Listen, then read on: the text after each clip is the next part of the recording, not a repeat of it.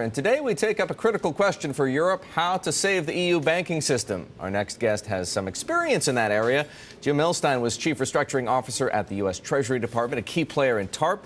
He's a former Lazard banker who now has his own firm, Millstein & Company. He helped the U.S. government recoup money from its bailout of AIG during the 2008 crisis. Jim, good to see you again. Morning. And welcome back to the Inside Track. Let's talk about this. Does Europe need a TARP, or is it perhaps too late for a TARP? It's never too late. They need, I think the best way to start thinking about this is look at sort of what we did during our financial crisis.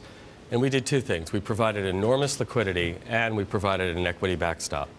We kind of wrapped our arms around the financial system and said we're not going to let it fail. So the question is, who in Europe can play that role? The ECB, under its charter, can provide liquidity. It can help banks discount the assets they have and make sure that they have sufficient liquidity to meet their obligations in the ordinary course of business.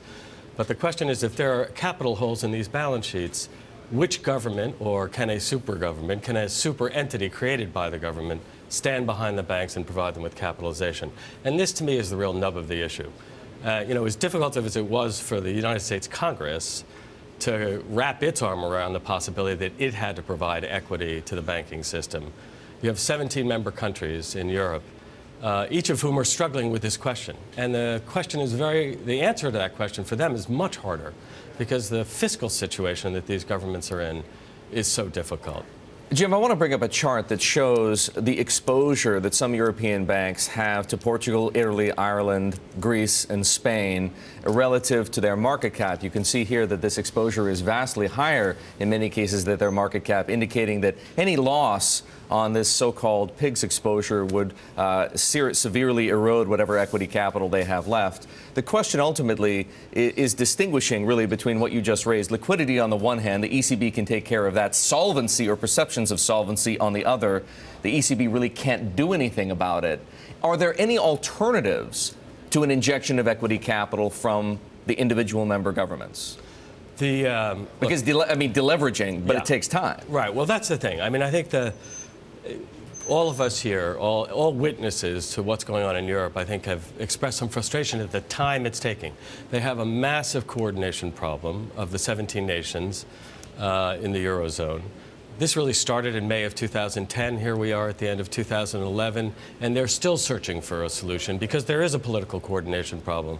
But at base, there's a fiscal problem, which is that the banks are the primary buyers of debt for the sovereign nations. It is an important, allegedly risk-free asset on their balance sheet. And as your chart just showed, if in fact these aren't risk-free assets, in fact these assets are subject to loss, then the capital of these banks is obviously going to need to be recharged, to be refilled.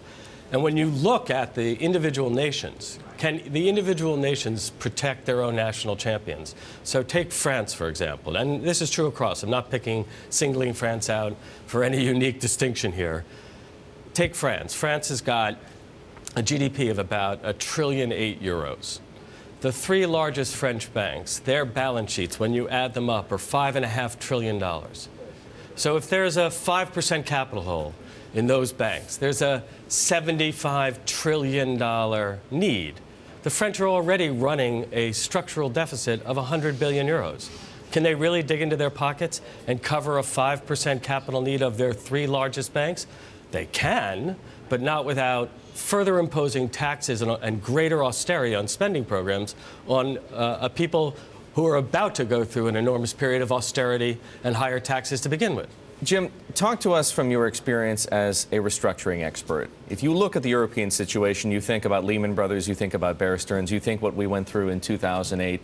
Do the Europeans need to act? In other words, is what we could witness on the other side of a bank failure, a major bank failure, or a multi-bank failure so catastrophic in terms of its implications for the European and global economy that we simply can't afford to go there?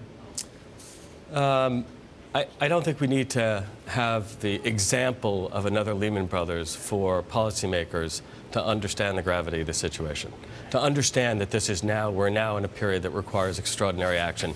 You can view Lehman Brothers as sort of a galvanizing event for the policymakers in the United States, where the immediate ramifications of that failure, of that Chapter 11, were so grave that it you saw just everyone step up. So why haven't the people in Europe learned the lesson from Lehman Brothers that we learned here? I think they have learned a lesson. I think what you're seeing is, we had, in the United States, you have a coordination problem between an executive branch and a Congress that needs to coordinate between Democrats and Republicans.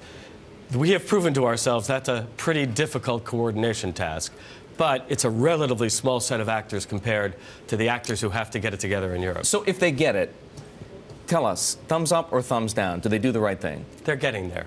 I think what the ECB did last week was, in effect, kind of paralleling what the Fed did in the fall of 2008, providing a series of extraordinary programs to provide liquidity at the window against a variety of classes of assets so as to ensure the banking system remains liquid.